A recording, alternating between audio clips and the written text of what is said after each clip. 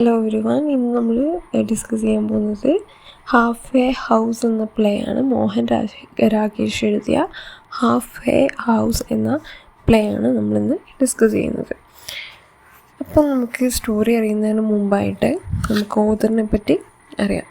Mohan Rakesh was one of the pioneers of modern Hindi drama and a leading figure of Nai Kahani movement. അപ്പോൾ 1950 ആ കാലഘട്ടങ്ങളിലുള്ള ഒരു new story മൂവ്മെൻറ്റിലെ ഒരു വളരെ പ്രധാനപ്പെട്ട ഒരു റൈറ്ററാണ് മോഹൻ രാകേഷ്.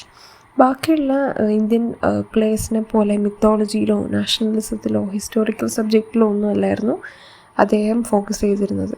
അദ്ദേഹത്തിൻ്റെ അറ്റൻഷൻ എന്ന് പറയുന്നത് psychological struggles of ordinary middle class family living in rapidly changing urban India. അപ്പം അദ്ദേഹത്തിൻ്റെ പ്ലേസിൽ മെയിനായിട്ട് നമുക്ക് കാണാൻ പറ്റുന്നത് ഫാമിലി റിലേഷൻഷിപ്സിൻ്റെ ബ്രേക്ക് ഡൗൺ, ഇമോഷണൽ ലോൺലിനെസ്, അതായത് ഒരുമിച്ച് താമസിക്കുന്നുണ്ടെങ്കിലും ഇമോഷണലായിട്ടുള്ള ഒറ്റപ്പെടൽ, അതുപോലെ identity crisis, the conflict between ideals and reality, the changing roles of men and women in modern society. അപ്പോൾ ഇതൊക്കെയാണ് അദ്ദേഹത്തിൻ്റെ പ്ലേസിൽ നമുക്ക് എക്സ്പ്ലോർ ചെയ്യാൻ പറ്റുന്ന തീംസ്. ഓക്കെ, അപ്പോൾ നമുക്ക് സ്റ്റോറിയിലേക്ക് വരാം. ഹാഫ് വേ ഹൗസ് ഇത് ആദ്യം പെർഫോം ചെയ്തത് 1969 it is considered his greatest play. അദ്ദേഹത്തിന് ഏറ്റവും മികച്ച പ്ലേ ആയിട്ട് കൺസിഡർ ചെയ്യാൻ പറ്റുന്ന ഒരു പ്ലേ ആണ് ഹാഫ് വേ ഹൗസ്. ഇത് റിഫ്ലക്റ്റ് ചെയ്യുന്നത് എന്താണെന്ന് വെച്ചാൽ post independence urban India, where industrialization, unemployment, financial pressure and changing gender roles created emotional instability inside families. അപ്പോൾ ഇത് വളരെ റിയലിസ്റ്റിക് ആയ ഒരു പ്ലേ ആണ്. മെലോ ഡ്രമാറ്റിക്കിനെ പോലെ അല്ലെങ്കിൽ റൊമാൻറ്റിസൈസ് ചെയ്യുന്ന ഒരു പ്ലേ അല്ല. ഇത് കൂടുതലും റിയലിസ്റ്റിക് ആണ്. ഇതിൽ ആരും ഹീറോസായിട്ടും വില്ലനായിട്ടും ചിത്രീകരിക്കുന്നില്ല. ഇത് ഓരോ അൺഹാപ്പി സിറ്റുവേഷൻസിൽ ട്രാപ്ഡായ ഓരോ സാധാരണ ആളുകളെക്കുറിച്ചുള്ള ഒരു റിഫ്ലക്ഷനാണ് നമുക്ക് ഈ പ്ലേയിൽ കാണാൻ പറ്റുക. ഓക്കെ, അപ്പോൾ നമുക്ക് ആദ്യം ഇതിൻ്റെ മീനിങ് ആൻഡ് സിഗ്നിഫിക്കൻസ് നോക്കാം. അതായത് പ്ലേൻ്റെ ടൈറ്റിലായ ഹാഫ് വേ ഹൗസിനെ കുറിച്ച് നോക്കാം. ടൈറ്റിൽ ഹാഫ് വേ ഹൗസ് എന്ന് പറഞ്ഞു കഴിഞ്ഞാൽ അതിൻ്റെ മീനിങ് എന്താണെന്ന് വെച്ചാൽ ഇൻകംപ്ലീറ്റ് അല്ലെങ്കിൽ ഹാഫ് ഫിനിഷ്ഡ്, അതായത് പകുതി പൂർത്തിയാക്കിയത് അല്ലെങ്കിൽ ഇൻകംപ്ലീറ്റ് ആയത് എന്നുള്ളൊരർത്ഥമാണ് ഹാഫ് വേ ഹൗസിലൂടെ അർത്ഥാക്കുന്നത്. ഇത് ഈ സ്റ്റോറീനെ വെച്ച് നോക്കുമ്പോൾ പലതരത്തിൽ പല ലെവലിൽ ഇത് ഓപ്പറേറ്റ് ചെയ്യുന്നുണ്ട്. ഒന്നെന്ന് പറഞ്ഞു കഴിഞ്ഞാൽ ഇതിലുള്ള every character is incomplete. No one possesses emotional maturity, stability or satisfaction. Second, the family itself is incomplete. Although every one is living under one roof, there is no real emotional unity. Third, their relationships remain unfinished. Love never becomes lasting happiness, marriage never becomes companionship, and dreams never become reality. Fourth, every person searches for completeness in someone else, yet discovers that every human being has limitations. At the symbolical level, the halfway house represents modern human life itself. അതായത് half way ഹൗസിലൂടെ represent ചെയ്യുന്നത് ഇന്നത്തെ modern ആയിട്ടുള്ള ആളുകളെയാണ്.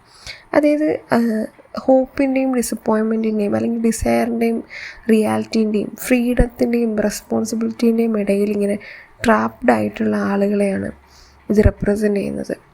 ഇതിൽ നമുക്ക് ഈ ടൈറ്റിലൂടെ നമുക്ക് മനസ്സിലാക്കാം ഇതിലുള്ള ക്യാരക്ടേഴ്സൊന്നും കംപ്ലീറ്റ് അല്ല. എല്ലാവരും എന്തൊക്കെയോ തേടുകയാണ്. അതുപോലെ എല്ലാവരും ഒരുമിച്ച് ഒരു റൂഫിൻ്റെ കീഴിലാണ് താമസിക്കുന്നതെങ്കിലും അവർ തമ്മിൽ ഒരു യൂണിറ്റിയും ഇല്ല. അതുപോലെ ലവ് അവിടെ ഒരു ഫീലിംഗ് ഇല്ല. മാരേജ് എന്ന് പറയുന്നത് ഒരു കമ്പാനിയൻഷിപ്പായിട്ട് കാണുന്നില്ല. അതുപോലെ അവരുടെ സ്വപ്നങ്ങൾ നെവർ ബിക്കംഡ് റിയാലിറ്റി.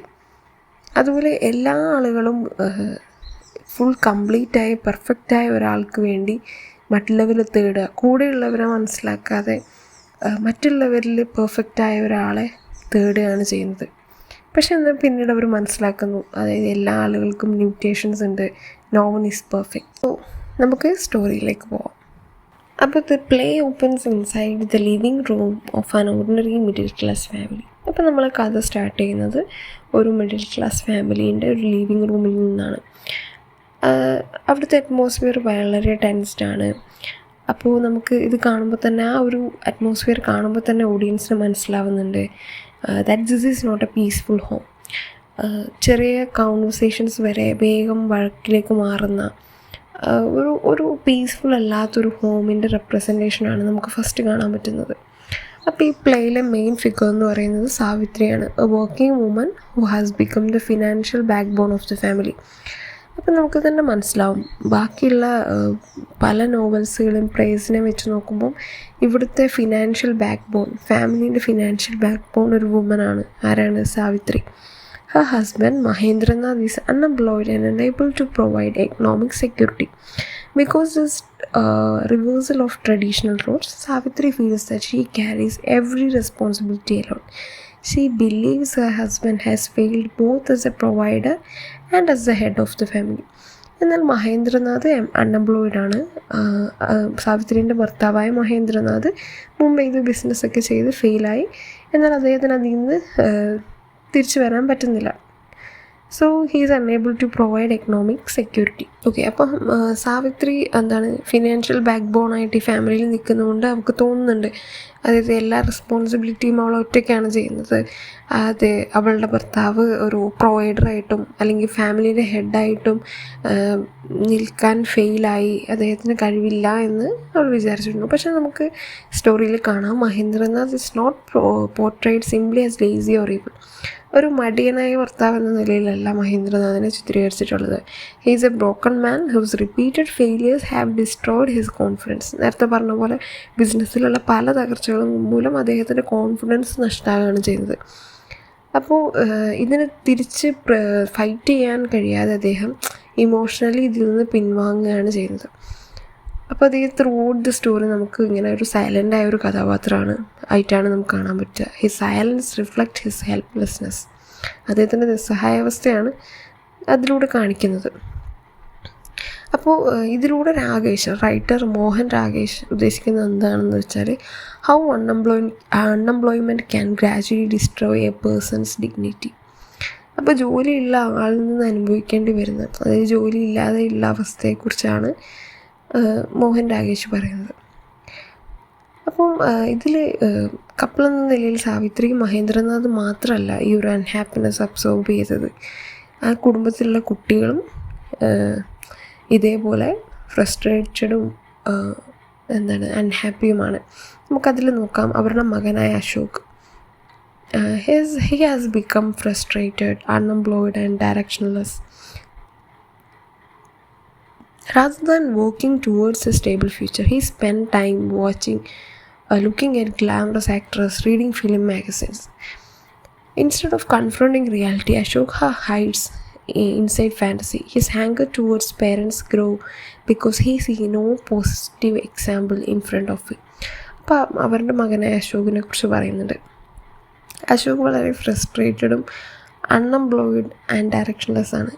ഭാവിയെക്കുറിച്ച് ഒരു ചിന്തയില്ലാതെ റിയാലിറ്റിയിൽ നിന്ന് എസ്കേപ്പ് ചെയ്ത് എപ്പോഴും സമയം ഫിലിം മാഗസിൻസ് റീഡ് ചെയ്ത് ടൈം സ്പെൻഡ് ചെയ്യുന്ന ഒരാളാണ് അശോക്. അപ്പോൾ അവൻ്റെ പെട്ടെന്നുള്ള ദേഷ്യവും ഇതും കാണിക്കുന്നത് അവൻ്റെ മുമ്പിൽ അവൻ്റെ ഫാമിലിയിൽ ഒരു പോസിറ്റീവ് എക്സാമ്പിളായിട്ട് അവന് നോക്കി കാണാൻ ആരുമില്ല എന്നുള്ളതാണ്. The youngest daughter Kinni is unusually rude, outspoken, cynical for age. She has grown up listening to endless arguments. അതുപോലെ വീട്ടിലെ ഏറ്റവും ചെറിയ കുട്ടിയാണ് കിന്നി. കിന്നി എന്ന് പറയുന്നത് ആ പ്രായത്തിലുള്ള കുട്ടികളെ വീഴ്ച നോക്കുമ്പോൾ വളരെ റൂഡും ഔട്ട്സ്പോക്കണുമാണ്. അതായത് എന്താ പറയുക നമുക്ക് ഒരു പിടി ഉണ്ടാവില്ല. അപ്പം അവളിങ്ങനെയൊക്കെ വളരാൻ കാരണം അവൾ ജനിച്ചപ്പോൾ തൊട്ടേ കേൾക്കുന്ന എൻലെസ് ആയ ആർഗ്യുമെൻറ്റ്സും അക്വിസേഷൻസും കൊണ്ടാണ്. അവളെ പേരൻസിനെ റെസ്പെക്റ്റ് ചെയ്യുന്നില്ല. ഇങ്ങനൊരു ബ്രോക്കൺ ഫാമിലി എൻവയോൺമെൻറ്റ് മൂലം അവൾക്കുണ്ടായ ഡാമേജാണ് അവളെ ഷാർപ്പ് ലാംഗ്വേജ് റിഫ്ലക്റ്റ് ചെയ്യുന്നത്. അതായത് കുട്ടി ചെറുപ്പം മുതലേ കേട്ട് വളർന്ന ആർഗ്യുമെൻറ്റ്സിലൂടെയും അക്യൂസേഷൻസിലൂടെയാണ്. അങ്ങനെയുള്ള വളർന്ന കുട്ടിയുടെ സൈക്കോളജിക്കൽ ഡാമേജാണ് കിന്നിയിലൂടെ കാണിക്കുന്നത്. എന്നാൽ അവരുടെ മൂത്ത മകളും കല്യാണം കഴിച്ചിട്ടുള്ളതായ ബിന്നീനെ കാണിക്കുന്നുണ്ട്. ബിന്നി മാരീഡ് ചെയ്തേക്കുന്നത് മനോജിനെയാണ്. ബിന്നി കരുതിയിരുന്നത് മാരേജിന് ശേഷമെങ്കിലും ഈ ഒരു അറ്റ്മോസ്ഫിയറിൽ നിന്ന്, ഈ ശ്വാസം മുട്ടുന്ന ഒരു ചൈൽഡ്ഹുഡിലുള്ള അവളെ വീട്ടിൽ നിന്ന് അവൾ രക്ഷപ്പെടും എന്ന് വിചാരിച്ചു. ബട്ട് അവൾ മാരിറ്റൽ പ്രോബ്ലംസ് കാരണം വീണ്ടും പാരൻസിൻ്റെ ഹൗസിലേക്ക് തിരിച്ചെത്തുകയാണ്. അപ്പോൾ അവൾ മനസ്സിലാക്കുകയാണ് വീട് മാറിയതുകൊണ്ട് ഒരാളുടെ ഇമോഷണൽ ലൈഫിന് ഒരു മാറ്റവും വരാൻ പോകുന്നില്ല. അങ്ങനെ മനോജുമായിട്ടുള്ള മാരിറ്റൽ ഇഷ്യൂസ് കാരണം ബിന്നിയും അവരുടെ പേരൻറ്റിൻ്റെ ഒപ്പമാണ്, അതായത് സാവിത്രീൻ്റെയും മഹേന്ദ്രനാഥിൻ്റെ ഒപ്പവും കിന്നിൻ്റെയും അശോകൻ്റെയും കൂടെയാണ് താമസിക്കുന്നത്. As the play progresses, everyday conversations constantly become emotional confrontation. Almost every character blames someone else for the misery. അപ്പോൾ ദിവസങ്ങൾ കഴിയുന്തോറും ഓരോ പ്രശ്നങ്ങളും ഓരോ കോൺവെർസേഷൻ ആ കുടുംബത്തിൽ നടക്കുമ്പോഴും അത് വലിയ വലിയ പ്രശ്നങ്ങളായിട്ട് മാറുകയാണ്. അതായത് ഓരോരുത്തർക്കും അവരുടെ ജീവിതത്തിലുണ്ടായ കഷ്ടപ്പാടും ദുരിതവും മറ്റൊരാളുടെ പേരിൽ ബ്ലെയിം ചെയ്യുകയാണ്. Savitri repeatedly criticizes Mahendranath for his weakness and inability to support the family. അപ്പം സാവിത്രി എപ്പോഴും മഹേന്ദ്രനാഥിനെ ക്രിട്ടിസൈസ് ചെയ്യും. അദ്ദേഹത്തിന് ഈ വീട് നോക്കാൻ കഴിയാത്തതിനെക്കുറിച്ച് എപ്പോഴും ക്രിട്ടിസൈസ് ചെയ്യും. അവൾക്ക് തോന്നുകയാണ് അവളാണ് എല്ലാം ഈ കുടുംബത്തിന് വേണ്ടി ചെയ്യുന്നത്, തിരിച്ചൊന്നും പ്രതീക്ഷിക്കാതെ എല്ലാം അവൾ മാത്രമാണ് ഇതിൽ സാക്രിഫൈസ് ചെയ്യുന്നത് എന്ന് അവൾക്ക് തോന്നിയാണ്. മഹേന്ദ്രനാഥ് ചില സമയത്തൊക്കെ ഇത് ഡിഫെൻഡ് ചെയ്യാൻ ശ്രമിക്കുമെങ്കിലും പൊതുവെ അദ്ദേഹം സൈലൻ്റായി ഇരിക്കുക. കാരണം ഇത് ആദ്യമായിട്ടുണ്ടായതല്ല, വർഷങ്ങളോളം ഇതിനെതിരെ പ്രതികരിച്ചെങ്കിലും പിന്നീട് അദ്ദേഹം ഇതോടെ മടുത്ത് എക്സോസ്റ്റഡായി ഇമോഷണലി അങ്ങനെ സൈലൻസ് ട്രീറ്റ്മെൻറ്റായിട്ട് എടുക്കുകയാണ് ചെയ്തത്. One of the play's most memorable ideas appears through Savitri's repeated search for a complete man. അപ്പോൾ നമുക്ക് ഇതിൽ ഇടയ്ക്കിടയ്ക്ക് കാണാം സാവിത്രി പറയുന്നുണ്ട്, സാവിത്രി ഒരു കംപ്ലീറ്റ് മാനിനെ അവൾ സെർച്ച് ചെയ്യുന്നുണ്ടെന്ന്. അതായത് അവൾ വിശ്വസിക്കുകയാണ്, അതായത് എവിടെയോ ഒരു മനുഷ്യനുണ്ട്, സ്ട്രെങ്ത്തും റെസ്പോൺസിബിലിറ്റിയും കോൺഫിഡൻസും ഫിനാൻഷ്യൽ സ്റ്റെബിലിറ്റിയും ഇമോഷണൽ മെച്യൂരിറ്റിയും, അതായത് മഹേന്ദ്രൻ ഇല്ല എന്ന് പറയുന്ന കാര്യങ്ങളൊക്കെ ഉണ്ടെന്ന് പറയുന്ന ഒരാൾ കംപ്ലീറ്റ് മാൻ ഇവിടെ എക്സിസ്റ്റ് ചെയ്യുന്നുണ്ട്, അദ്ദേഹത്തെ സെർച്ച് ചെയ്യുന്നുണ്ട് എന്ന് സാവിത്രി ഇടയ്ക്കിടയ്ക്ക് പറയും. Several male visitors enters the story. അപ്പം നമുക്ക് സ്റ്റോറിയിൽ പല മെയിൽ വിസിറ്റേഴ്സിനെ കാണാം, അതായത് ജുനേജ, ജഗ്മോഹൻ, സിംഗാനിയ, ശിവജിത്ത്. അപ്പം നമുക്ക് ആദ്യം ഇത് കാണുമ്പം എല്ലാവരും different individual with different personality, occupation and social position. പക്ഷെ നമുക്ക് ഡ്രാമാറ്റിക് ടെക്നിക്ക് മനസ്സിലാക്കി കഴിയുമ്പോൾ മനസ്സിലാക്കാം ഈ പ്ലേസിലെല്ലാം ഈ റോളൊക്കെ പ്ലേ ചെയ്തത് ഒരേ വ്യക്തിയാണ്. അതായത് പല പേഴ്സണാലിറ്റിയും പല ജോലിയും പല സ്വഭാവവും പല സോഷ്യൽ പൊസിഷനുമുള്ള മെയിൽ ക്യാരക്ടേഴ്സിനെ റെപ്രസെൻ്റ് ചെയ്ത് അഭിനയിച്ചിരിക്കുന്നത് ഒരാൾ തന്നെയാണ്. ഇത് ഈ പ്ലേയിലൊരു ഗ്രേറ്റസ്റ്റ് സിമ്പിളാണ്. അതായത് ഇതൊക്കെ അഭിനയിച്ച ആളെന്ന് പറയുന്നത് ആ പ്ലേയിലുള്ള മഹേന്ദ്രനാഥ് എന്ന് പറയുന്ന അതേ മെയിൽ ആക്ടർ തന്നെയാണ് ഈ റോൾസും അഭിനയിച്ചത്. ഇതൊരു സിഗ്നിഫിക്കൻ്റ് ആയ ഒരു സിമ്പിളാണ്. കാരണം ഇത് പറയുന്നത് എന്താണെന്ന് വെച്ചാൽ also men appear different externally. അതായത് പൊതുവേ ആണുങ്ങൾ പുറമേ വ്യത്യസ്തരാണെങ്കിലും they are fundamentally similar. Every man possess strength but also serious weakness. അതായത് എല്ലാ ആളുകൾക്കും സ്ട്രെങ്ത്തും ഉണ്ട്, അതുപോലെ വീക്ക്നെസ്സും ഉണ്ട്. പക്ഷേ സാവിത്രീൻ്റെ വിശ്വാസം എന്താണെന്ന് വെച്ച് കഴിഞ്ഞാൽ വേറൊരു വ്യക്തിക്ക്, മഹേന്ദ്രനാഥൻ ഇല്ലാത്ത കഴിവുകളൊക്കെ ഉള്ള ഒരു വ്യക്തിക്ക്, അതായത് എല്ലാം തികഞ്ഞ ഒരാൾക്ക് അവളെ സാറ്റിസ്ഫൈ ചെയ്യാൻ പറ്റും എന്നതാണ് അവളുടെ വിശ്വാസം.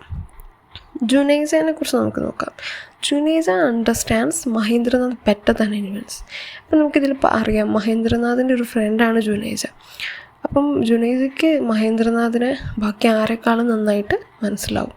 During his conversation with Savitri, he points out that Mahendranath's failure cannot explain everything. He suggests that Savitri herself searches for perfection. അപ്പം അവൾ ജുനൈസ സാവിത്രിയോട് സംസാരിക്കുമ്പോൾ ജുനൈസ പറയുന്നുണ്ട്, മഹേന്ദ്രനാഥിൻ്റെ ഫെയിലിയേഴ്സ് അല്ല നമുക്ക് അത് എക്സ്പ്ലെയിൻ ചെയ്യാൻ പറ്റില്ല, പക്ഷേ സാവിത്രി എപ്പോഴും ഓരോരുത്തരിലും പെർഫെക്ഷനാണ് സെർച്ച് ചെയ്യുന്നത്. അതായത് ഒരാളും ഈ ലോകത്ത് പെർഫെക്റ്റ് അല്ല എന്നുള്ളത് അവൾ മനസ്സിലാക്കുന്നില്ല. നെക്സ്റ്റ് ഒരു ക്യാരക്ടറാണ് ജഗ്മോഹൻ. സാവിത്രീൻ്റെ ഒരു ഏർലി ഇമോഷണൽ അറ്റാച്ച്മെൻറ്റിനെ റെപ്രസെൻ്റ് ചെയ്യുന്നു. അതായത് സാവിത്രി വിചാരിച്ചിരുന്നത് അവളുടെ ഇമോഷണൽ ഫുൾഫിൽമെൻറ്റ് കണ്ടെത്താൻ അവൾക്ക് ജഗ്മോഹനിലൂടെ സാധിക്കുന്നു. പക്ഷെ ജഗ്മോഹനും ഒരു ഓർഡിനറി ലിമിറ്റഡ് ആളായിട്ടാണ്, അവൾ വിചാരിച്ച പോലെ ഒരു ഐഡിയൽ പാർട്ട്ണറായിട്ട് ആവാൻ കഴിയാത്ത ഒരാളായിട്ട് അവൾ മനസ്സിലാക്കുന്നു. പിന്നെയാണ് സിംഘാനിയ. സിംഘാനിയ എന്ന് പറയുന്നത് സാവിത്രീൻ്റെ ബോസാണ്. അദ്ദേഹത്തിന് പവറുണ്ട്, പൈസയുണ്ട്, സോഷ്യൽ ഇൻഫ്ലുവൻസ് ഉണ്ട്. സിംഘാനിയയിലൂടെ അവൾ എക്സ്പെക്റ്റ് ചെയ്യുന്നുണ്ട്, അതായത് അദ്ദേഹത്തിൻ്റെ കണക്ഷൻസ് വെച്ച് അശോകിന്, അതായത് അവളുടെ മകന് നല്ലൊരു ജോലി കിട്ടുമെന്ന്. എന്നാൽ അശോക് സിംഘാനിയെ ഇഷ്ടപ്പെടുന്നില്ലായിരുന്നു. കാരണം അദ്ദേഹത്തിൻ്റെ മിഡിൽ ക്ലാസ് ആയ ആളുകളോടുള്ള അപ്രോച്ച് ഇതുമൂലം അവന് ഇദ്ദേഹത്തെ ഇഷ്ടപ്പെടുന്നില്ല. അപ്പോൾ അവൻ വിചാരിക്കുകയാണ് അവൻ്റെ അമ്മ സാവിത്രി അവളുടെ ഡിഗ്നിറ്റി ഇങ്ങനെ ഇങ്ങനെയുള്ള ആളുകളുമായിട്ട് റിലേഷൻഷിപ്പ് കീപ്പ് ചെയ്ത് അത് യൂസ് ചെയ്യുകയാണ് മകന് വേണ്ടി. അതുകൊണ്ട് അങ്ങനെ അവരുടെ ഇടയിലൊരു വഴക്ക് തന്നെ ഉണ്ടാവുന്നുണ്ട്. പക്ഷെ നമുക്കിതിൽ കാണാം സാവിത്രി ഇതൊരു പ്രാക്ടിക്കൽ സർവൈവലായിട്ടാണ്, അതായത് ഈ കണക്ഷനിലൂടെ മകനൊരു നല്ലൊരു ജോലി കിട്ടുക എന്നുള്ളത്. പക്ഷെ അശോകനെ ഇതൊരു മോറൽ വീക്ക്നെസ് ആയിട്ടാണ് അശോക് അതിനെ കാണുന്നത്. പിന്നെ ഉള്ളതാണ് ശിവജിത്ത്. മറ്റൊരു മെയിൽ ക്യാരക്ടറാണ്. ഇതും സാവിത്രീൻ്റെ ആഗ്രഹങ്ങൾ, ഡിസയർ കംപ്ലീറ്റ് ചെയ്യാൻ പറ്റാണ്ട് ഫെയിലാവുകയാണ്. അപ്പം നമുക്ക് ഇതിൽ നിന്ന് മനസ്സിലാക്കാം Savitri is not searching for a better husband, she is searching for an impossible deal. അതായത് എല്ലാം തികഞ്ഞ് പെർഫെക്റ്റായ ഒരാൾക്ക് വേണ്ടിയിട്ടാണ് തപ്പുന്നത്, അല്ലാണ്ട് നല്ലൊരു ബെറ്ററായ ഒരു ഹസ്ബൻഡിനെയല്ല. എല്ലാം തികഞ്ഞൊരു മാനിനെയാണ് അവൾ സെർച്ച് ചെയ്യുന്നത്. ഇതേ സമയം ബിന്നി, അത് കല്യാണം കഴിച്ചുള്ള മൂത്ത കുട്ടി ബിന്നി, അവളുടെ തന്നെ മാരേജിനെ കുറിച്ച് റിഫ്ലക്റ്റ് ചെയ്യുന്നുണ്ട്. അതായത് അവളുടെ സിമിലാരിറ്റീസ്, അതായത് വഴക്ക് ചെയ്യുമ്പോഴും എല്ലാത്തിലുമുള്ള അവളുടെയും അമ്മയുടെയും സിമിലാരിറ്റീസ് അവൾ നോട്ടീസ് ചെയ്യുന്നുണ്ട്. അതുപോലെ അവൾ മനസ്സിലാക്കുകയാണ് ചെറുപ്പത്തിലെ ഇൻഹെറിറ്റഡ് ആയിട്ടുള്ള ഇമോഷണൽ വൂൺസ് അവളുടെ അഡൾട്ട്ഹുഡിലും അത് കണ്ടിന്യൂ ചെയ്യുന്നുണ്ട് എന്നുള്ളതാണ്. പിന്നെ അശോകിൻ്റെ കാര്യത്തിലാണെങ്കിൽ നമുക്ക് മനസ്സിലാക്കാം അശോക് കുറച്ചുകൂടി ദേഷ്യം ഉള്ള ഒരാളായി മാറുകയാണ്. He feels trapped inside A house hold filled with constant criticism. അവൻ ഫാദറിൻ്റെ അവസ്ഥ കാണുന്നുണ്ട്, അതുപോലെ കൺട്രോൾ ചെയ്യുന്നൊരു മദർ. ഈ ഒരു അറ്റ്മോസ്ഫിയറിൽ അവൻ ട്രാപ്പായ പോലെയാണ് അവനുണ്ടാവുക. അവനൊരു സക്സസ്ഫുൾ ഫ്യൂച്ചർ ബിൽഡ് ചെയ്യാൻ പറ്റുന്നില്ല എന്നുള്ളൊരു ഫ്രസ്ട്രേഷനും അവനുണ്ട്. ഇത് കാണിക്കുന്നത് എന്താണെന്ന് വെച്ചാൽ ഒരു ഇമോഷണൽ സ്റ്റെബിലിറ്റി ഇല്ലാതെ വളർന്നു വരുന്ന കുട്ടികളുടെ അവസ്ഥയാണ് ഇതിലൂടെ മോഹൻ രാകേഷ് കാണിക്കുന്നത്. അതുപോലെ കിന്നി continue exposing uncomfortable truth through her blunt remarks. Although young, she recognized the hypocrisy surrounding her. Her behavior demonstrated how children often become silent victims of adult conflicts. കിന്നി നേരത്തെ പറഞ്ഞ പോലെ ബ്ലണ്ട് റിമാർക്സ്, എവിടെ ഏതാണെന്നറിയാതെ ബ്ലണ്ടായിട്ടുള്ള കാര്യങ്ങൾ പറഞ്ഞ് എക്സ്പോസ് ചെയ്യാണ്. ഇവളെ സൂചിപ്പിക്കുന്നത് എന്താണ്? Silent victims of adult conflicts. അങ്ങനെ ഫാമിലിയിൽ ഒരു ഡ്രാമാറ്റിക് ടെൻഷൻ, അതായത് ഫുൾ ഓഫ് കോൺഫ്ലിക്ട്സ്, ഇതിൻ്റെ ഒരു ഇമോഷണൽ ബ്രേക്കിംഗ് പോയിന്റിലെത്തുന്ന സമയത്ത് സ്റ്റേജിൽ ജുനേജ വന്നിട്ട് പറയുകയാണ് ഒരു ഇമ്പോർട്ടൻ്റ് ആയിട്ടുള്ള തീം. അതായത് സാവിത്രിനോട് പറയുകയാണ്, no single person can possess every desirable quality. അല്ലേ, നമ്മൾ ആഗ്രഹിക്കുന്ന എല്ലാ ക്വാളിറ്റീസും ഒരു മനുഷ്യന് ഉണ്ടാവാൻ പറ്റില്ല, ആർക്കും അങ്ങനെ പറ്റില്ല. A frequently quoted line translated as no man is complete. അതായത് ആരും കംപ്ലീറ്റ് അല്ല. ഓക്കെ, അങ്ങനെ ജൂനൈസ് എക്സ്പ്ലെയിൻ ചെയ്യുകയാണ് എല്ലാ ഹ്യൂമൻ ബീയിങ്സും ഇൻകംപ്ലീറ്റ് ആണ്. നമുക്ക് എല്ലാ ക്വാളിറ്റീസും കിട്ടുന്ന ഒരാളെ നമുക്ക് കണ്ടുപിടിക്കാൻ പറ്റില്ല എന്ന് ജുനൈസ പറയുകയാണ്. അങ്ങനെ പക്ഷെ സാവിത്രി എന്തായിരുന്നു? സാവിത്രി ഓരോ ആളിൽ നിന്നും ഹോപ്പാണ്, പ്രതീക്ഷയാണ് അടുത്ത ആൾ ഫുൾ കംപ്ലീറ്റ് ആയ ഒരാളായിരിക്കും എന്നുള്ളത്. അപ്പോൾ Savitri throughout the play believe ചെയ്തിരുന്നത് ഒരു റോങ് മാനെ ചൂസ് ചെയ്തതുകൊണ്ടാണ് അവൾക്ക് ഈ അൺഹാപ്പിനെസ് മൊത്തം എന്നുള്ളതാണ്. പക്ഷേ അങ്ങനെ സ്റ്റോറീൻ്റെ എൻഡിൽ അവൾ റിയലൈസ് ചെയ്യുകയാണ് ആളുകളെ മാറ്റുന്നുണ്ട്. Changing partners would not eliminate incompleteness. കാരണം എന്താണ്? ഹ്യൂമൻ നേച്ചർ എന്ന് പറയുന്നത് തന്നെ ഇൻകംപ്ലീറ്റ് ആണ്. അപ്പോൾ ആളുകളെ മാറ്റിയത് കൊണ്ട് ഇതിനൊരു സൊല്യൂഷൻ ഉണ്ടാവാൻ പോകുന്നില്ല. എന്നാൽ നമുക്ക് സ്റ്റോറിയിൽ ഇങ്ങനൊരു റിയലൈസേഷൻ വന്നെങ്കിലും ഈ സ്റ്റോറി എൻഡ് ചെയ്യുന്നത് with no dramatic reconciliation, no miraculous transformation and no happy ending. അതായത് ഇത് മനസ്സിലാക്കിയെങ്കിലും നമ്മൾ നോർമലായിട്ട് വിചാരിക്കും ഓക്കെ, എന്നിട്ട് അവർ സന്തോഷമായി ജീവിക്കുന്നു. പക്ഷെ എന്നാൽ അങ്ങനെ ഒരു ഹാപ്പി എൻഡിങ് അല്ല ഈ പ്ലേക്കുള്ളത്. Instead life simply continues. The family remains emotionally fractured. എങ്ങനെയായിരുന്നു ആ കുടുംബം, ഇമോഷണലി തകർന്നിരിക്കുന്ന കുടുംബം അതുപോലെ തന്നെ നിന്നു. എങ്ങനെയാണോ ജീവിതം, അവർ ആ ഫ്ലോയിൽ അങ്ങ് പോയി. അവരുടെ എക്കണോമിക്കായിട്ടുള്ള പ്രശ്നങ്ങൾ റിസോൾവ്ഡ് ആവാണ്ട് നിന്നു. അതുപോലെ കുട്ടികളുടെ ഫ്യൂച്ചേഴ്സിനെ കുറിച്ച് അൺസർട്ടൈൻ ആണ്. സാവിത്രി ഡിസാറ്റിസ്ഫൈഡ് ആയിട്ട് തന്നെ നിലനിന്നു. മഹേന്ദ്രനാഥും തോറ്റ് ഡിഫീറ്റഡ് ആയിട്ട് നിന്നു. But both continue living together because neither possess a realistic alternative. ഇതൊരു ക്ലോഷർ, എൻഡിങ് ഒരു ക്ലോഷർ അവോയ്ഡ് ചെയ്യാം.